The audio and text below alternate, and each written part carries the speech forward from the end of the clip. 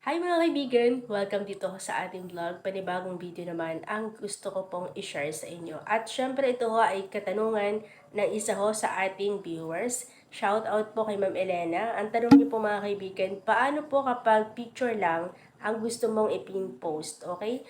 So ito kasi mga kaibigan ay gumawa ho tayo ng video nakaraan. Paano po ipin-post ang video na ina-upload natin dito kay Facebook. Okay? So kung isa po kayo sa gustong matuto ng tutorial na to, make sure na tapusin mo lang ang video na to.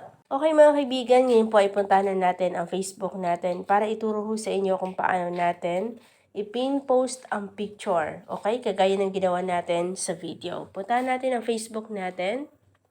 Tapos dito po, puntahan natin itong ating icon. Click po natin itong ating pangalan or picture. Click po natin yan.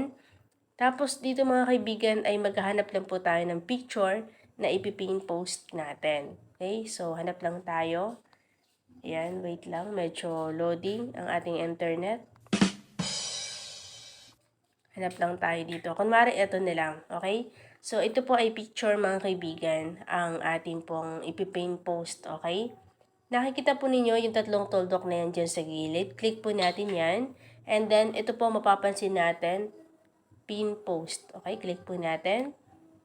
Tapos, ayan, nakita ho natin na nag-update na po. At dito na ho tayo sa ating timeline.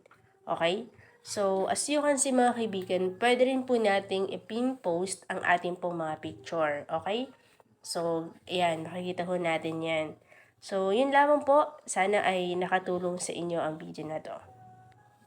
Okay mga kaibigan, ganun lang po katalik kung paano tayo mag-paint post ng picture dito po sa Facebook. Kung nakatulong man po sa inyo ang video na to, huwag kalimutang mag-like, mag-comment at i-share mo na rin ang video na ito para mas marami pang matuto. Salamat!